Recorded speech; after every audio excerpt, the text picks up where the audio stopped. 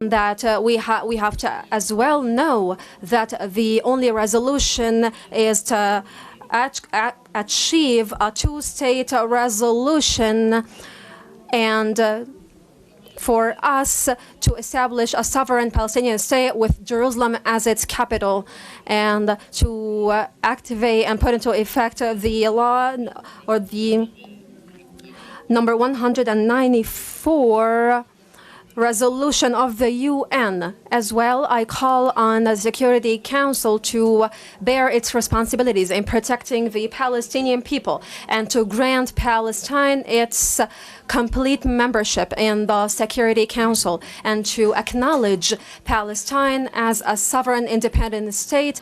Ladies and gentlemen, we will never depart. We will never leave our land. We will never leave our land, and will stand tall on our land until the end. Thank you so much. Excellencies, let's be clear.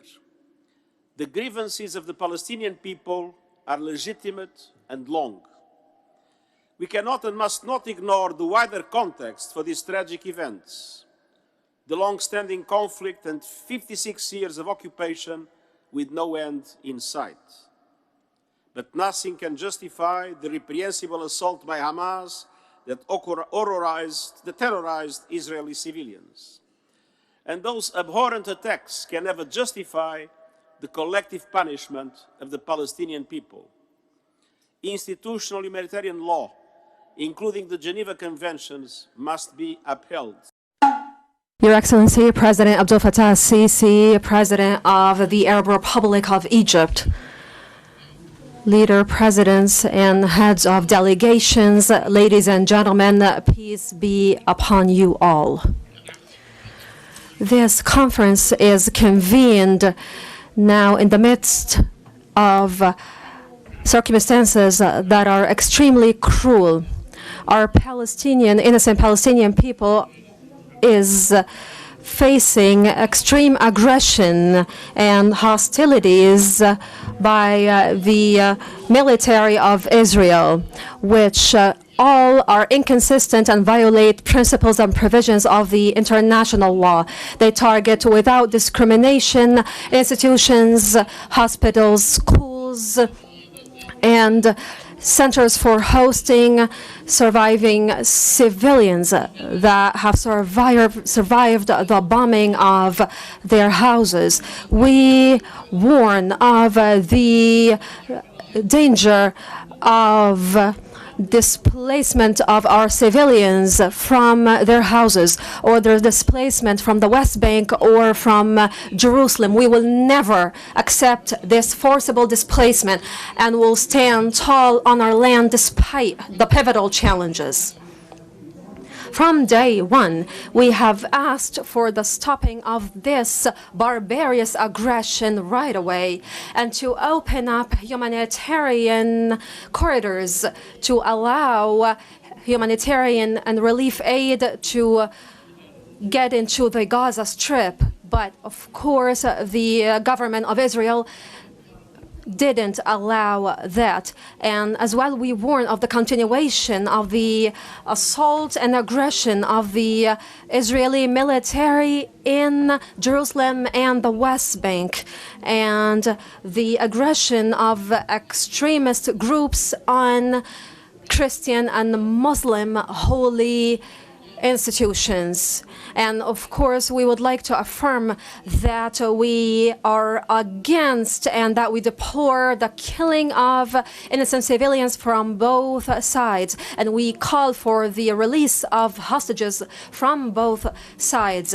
We as well call for endorsing legitimate and safe approaches in order to achieve national goals. These are the strategies and the policies of the state of Palestine and the liberation movement of Palestine, the only legitimate and the only representative of the Palestinian people. Ladies and gentlemen, Majesties, Highnesses, Excellencies, allow me to tell you that today, And right now is the time for us to endorse a prospective vision for the future, and that we should work diligently in order to ensure the rights of the Palestinian people, and that we have to as well know that the only resolution is to achieve a two-state resolution, and for us to establish a sovereign Palestinian state with Jerusalem as its capital, and to activate and put into effect the law, or the number 194 resolution of the UN. As well, I call on the Security Council to bear its responsibilities in protecting the Palestinian people and to grant Palestine its complete membership in the Security Council, and to acknowledge Palestine as a sovereign independent state, and to move towards the peace conference as a sovereign state, for Palestine to move towards the conference as a sovereign independent state. Thank you so much, Your Excellency President Abdel Fattah Sisi, for hosting this summit, and I thank all parties participating in this summit for peace. And of course, I would like to wholeheartedly thank whoever extends a hand of help to our innocent people. Ladies and gentlemen, we will never depart. We will never leave our land. We will never leave our land, and will stand tall on our land until the end. Thank you so much. Attack that Hamas has conducted against Israel and Israelis is, of course, denounced and deplored, and we must gather all efforts possible for mediation in this conflict to stop this conflict. And of course, we must take all the possible paths in order to protect civilians, especially children. And hereby, we reiterate Israel's right to defend itself, but this must be included inside the framework of the international law. The UK is clear, and has been consistently clear, that Israel has the right to self-defense and the right to secure the release of those who were kidnapped on the 7th of October.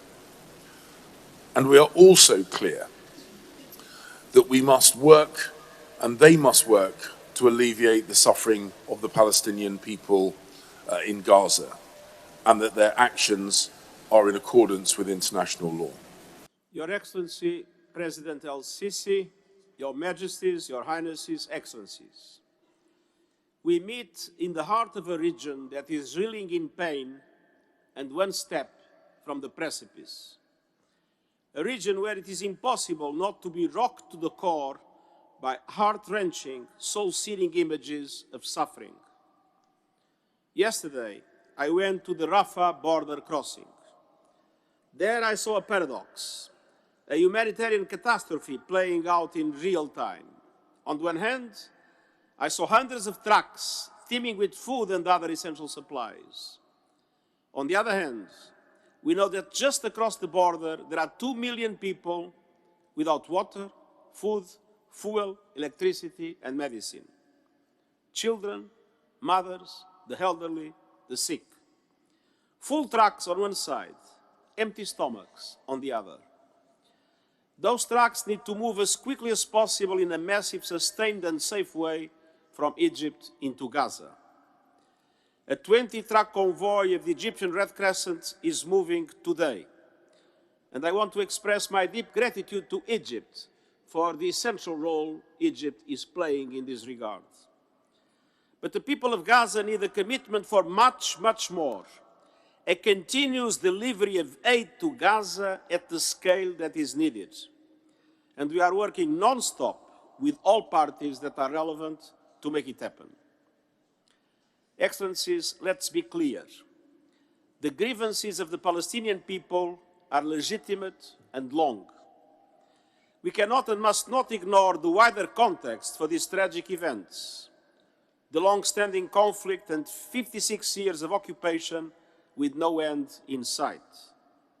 But nothing can justify the reprehensible assault by Hamas that terrorized Israeli civilians. And those abhorrent attacks can never justify the collective punishment of the Palestinian people. Institutional humanitarian law, including the Geneva Conventions, must be upheld. And that includes protecting civilians and not attacking hospitals, schools, and UN premises that are currently sheltering 500,000 people. Excellencies, our near-term goals must be clear. Immediate, unrestricted, and sustained humanitarian aid for besieged civilians in Gaza. Immediate and unconditional release of all hostages. And immediate and dedicated efforts to prevent the spread of violence, which is increasing the risk of spillover. To advance all these efforts, I appeal for a humanitarian ceasefire now. Excellencies, our sustained collective efforts and resources have never been needed more. As we focus on ending the bloodshed, we cannot lose sight of the only realistic foundation for a true peace and stability, a two-state solution. Israelis must see their legitimate needs for security materialized, and Palestinians must see their legitimate aspirations for an independent state realized in line with United Nations resolutions, international law, and previous agreements. The time has come for action. Action to end this god-awful nightmare, and action to build a future worthy of the dreams of the children of Palestine, Israel, the region, and our world. Shukran.